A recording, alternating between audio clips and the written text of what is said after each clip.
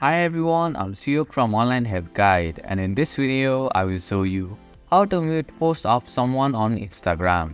Muting posts allows you to customize your feed by hiding specific content without unfollowing anyone.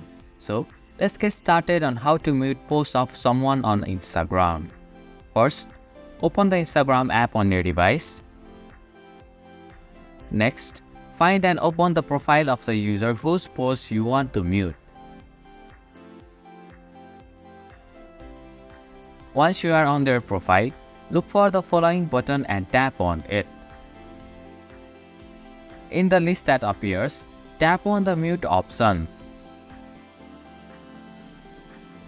Finally, tap on the toggle switch right beside the post option and turn it on.